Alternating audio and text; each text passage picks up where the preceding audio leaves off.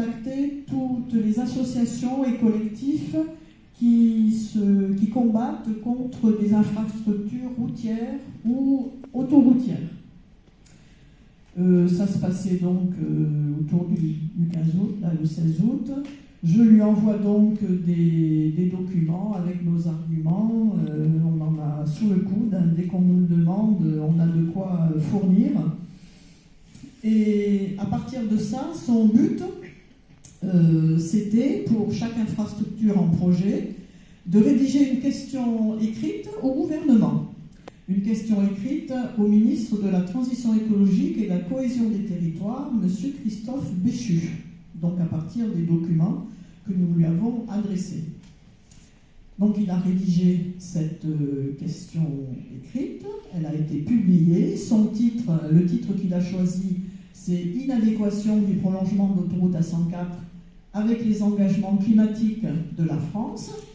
Et cette question écrite, elle est répertoriée sous le numéro 02750, publié le 22 septembre dernier, au journal officiel du Sénat, page 4537.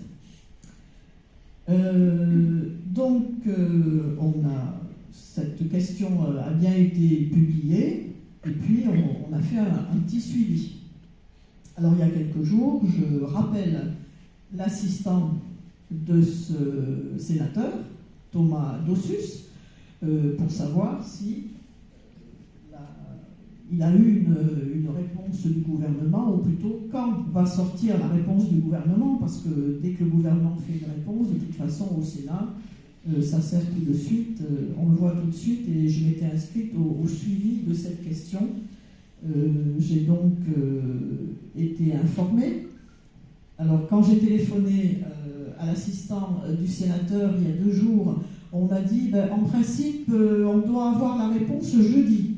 Bon, alors jeudi c'est très bien, jeudi c'est la veille de l'Assemblée générale, c'est parfait, c'est vraiment le timing qui nous convient. Bon, et puis il m'envoie la réponse jeudi soir à 18h, un message, j'ai la réponse. Confirmation ce matin, grâce au suivi de cette question écrite du Sénat. Et donc c'est intéressant. Alors je vais vous la lire. Donc cette réponse a été publiée hier, le 24 novembre dernier, page 5957. Hein. Si vous voulez aller la rechercher dans le site du Sénat. Alors voilà le texte de la réponse du gouvernement. C'est un petit peu long, mais il y a une partie d'historique au départ. Le projet de prolongement de l'autoroute A104 dans l'ouest parisien avait pour objectif de compléter le réseau de voies rapides d'Île-de-France de façon à former un ensemble cohérent en termes de maillage et de gestion des trafics.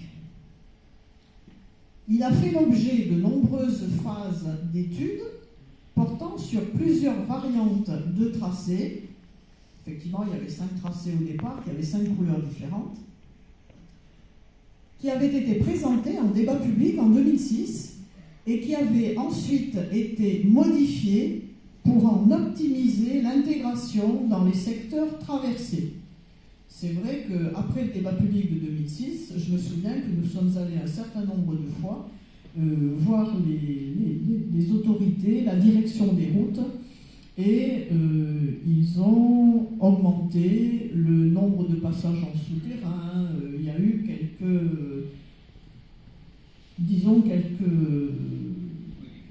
modifications, quelques améliorations. Je vais chercher le mot. Quelques améliorations. L'aménagement prévoyait 3 franchissements de la Seine, dont 2 en sous-fluvial, et plusieurs kilomètres en tranchées couvertes, en traversée des zones urbanisées ou naturelles remarquables. Sur les 22 km, il y avait à peu près, on était arrivé à faire en sorte qu'il y avait à peu près 11 km, à peu près la moitié en souterrain. Il devait permettre, ce projet donc, d'améliorer les liaisons entre les pôles régionaux de Roissy, Cergy-Pontoise et Saint-Quentin-en-Yvelines. Vous remarquerez au passage le temps qui est utilisé, hein, ce n'est pas le présent, mais c'est un temps passé. Hein. Il devait permettre d'améliorer les liaisons entre les pôles régionaux de Roissy, Cergy-Pontoise et Saint-Quentin-en-Yvelines au sud, de faciliter les déplacements en grande couronne et d'améliorer la sécurité et la qualité de vie de très nombreux habitants d'Île-de-France par le délestage d'un trafic important des voies locales. C'était le but initial, c'est vrai. Les études ont, quoi qu'il en soit, été interrompues en 2013, à la suite du rapport de la commission Mobilité 21 en 2013, qui déjà avait souligné les enjeux environnementaux. On y est en plein actuellement, hein, au niveau de ces enjeux environnementaux, liés à la présence de milieux sensibles, c'était écrit en noir sur blanc dans le rapport de la commission Mobilité 21 en 2013, donc liés à la présence de milieux sensibles et humains très forts et les coûts très importants du projet. 3,2 milliards en 2006, il faudrait compter 4 ou 5 milliards actuellement. Hein. Dans son rapport publié en 2018, le Conseil d'orientation des infrastructures, cela s'appelait le rapport Duron, publié en février 2018, le Conseil d'orientation des infrastructures a confirmé les conclusions rendues par la commission Mobilité 21, c'est ça. Donc la commission Mobilité 21, qui s'est réunie en 2013, elle a émis un certain avis, et le rapport Duron, émis par le Conseil d'orientation des infrastructures, a confirmé, on est d'accord, ce point-là. Le gouvernement, alors ça c'était du passé jusqu'à présent, hein. Le gouvernement partage pleinement les recommandations du Conseil d'orientation des infrastructures concernant le prolongement de la 104 entre Méry-sur-Oise et Orgeval. Conformément à ces recommandations, CSES, recommandations, les études de l'opération n'ont donc pas été relancées. On est d'accord, c'était en stand-by. Hein. Nous, on disait toujours que le dossier était dans les cartons, qu'il allait ressortir un jour, mais qu'il existait toujours, ce dossier. Donc les études de l'opération n'ont donc pas été relancées. Le gouvernement souhaite ainsi privilégier l'optimisation du réseau routier existant. On est en plein dedans, dans l'amélioration de l'existant. Donc je reprends. Le gouvernement souhaite ainsi privilégier l'optimisation du réseau routier existant et le report des usagers vers les transports collectifs afin de répondre aux enjeux d'amélioration des conditions de circulation sur les axes structurants du nord-ouest de l'Île-de-France. Donc voilà la réponse du gouvernement, en particulier donc du ministre délégué, ministre de la Transition écologique, la cohésion des territoires. Voilà la réponse du gouvernement. Alors, ce qui est... Voilà, je crois qu'on peut applaudir.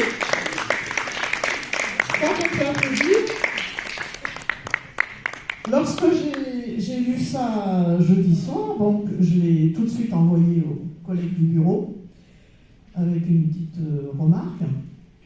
Alors, ce qu'il faut voir, c'est qu'on est en train de parler de la part du gouvernement de l'amélioration de l'existant. Nous, l'amélioration de l'existant, ça fait plus de 10 ans qu'on en parle. On a demandé des entrevues, par exemple, au maire d'Éragny, Thibault Humbert, parce que sur place, Éragny est très concerné par la RN 184, hein, il y a des Éragniens dans la salle. Bon, il n'y a pas que les Éragniens qui sont concernés, hein, il y a les gens d'Herblay aussi, enfin, ça dépend des quartiers.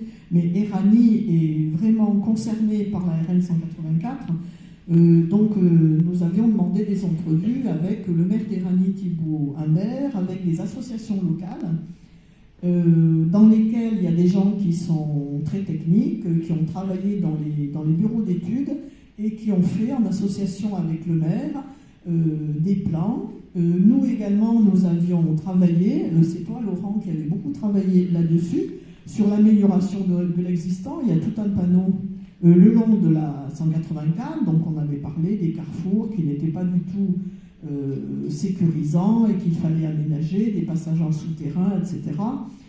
Et donc le maire d'Éragny a fait tout un projet avec son conseil municipal en tenant compte de l'amélioration de cet existant et en intégrant aussi des transports, en modifiant la circulation des transports en commun dans le secteur. Donc c'est tout un projet qu'a en particulier la ville d'Éragny à ce sujet. Donc nous, il y a plus de 10 ans qu'on parle de l'amélioration de l'existant, donc on est content quand, d'une part, le gouvernement reprend ces termes-là, des termes qu'on a utilisés déjà depuis longtemps, et lorsque le gouvernement reprend en fait la décision de la commission Mobilité 21, les décisions qui étaient inscrites dans le rapport Duron, et les décisions qui avaient été mises en avant il y a quelques années, pas si lointaines que cela, par la ministre des Transports de l'époque, qui était Elisabeth Borne, que nous avions vue, et qui mettait en avant un certain nombre de points forts, de points prioritaires. Et à la suite des assises de la mobilité, vous vous souvenez de ces grandes réunions, les assises de la mobilité, eh bien, elle mettait en avant 4 ou 5 points vraiment fondamentaux, et parmi ces points-là, il y avait l'amélioration des réseaux routiers existants. Donc on en est là.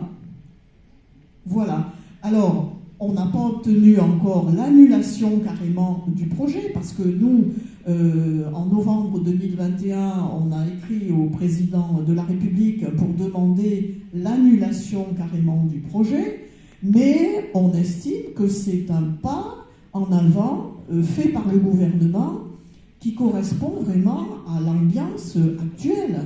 On est en train de parler depuis plusieurs mois, depuis quelques années, du réchauffement climatique, des efforts qui sont à faire, et on n'est pas en train de mettre en avant l'installation de nouvelles infrastructures routières et autoroutières. Cela va dans le sens contraire de la direction dans laquelle on doit aller. Hein. Alors, je ne sais pas ce que vous en pensez. On aura un moment tout à l'heure d'échange avec la salle. Hein. Mais pour nous, on estime que c'est un point positif. Si quelqu'un de la tribune veut rajouter un point.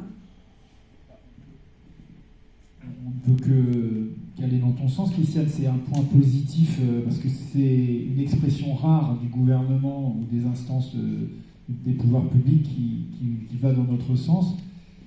C'est pas pour autant que le projet est enterré. Hein. Voilà, il faut qu'on reste vigilant, mais en tous les cas, c'est un élément que nous on va utiliser si jamais les pouvoirs publics continuent à nous dire qu'il faut construire cette autoroute. On n'hésitera pas à ressortir ce document officiel dans lequel il est inscrit effectivement que la solution, c'est plutôt de faire du report vers les transports en commun. Voilà. Donc c'est un élément, c'est une pièce à conviction, j'allais dire, dans le dossier de la santé.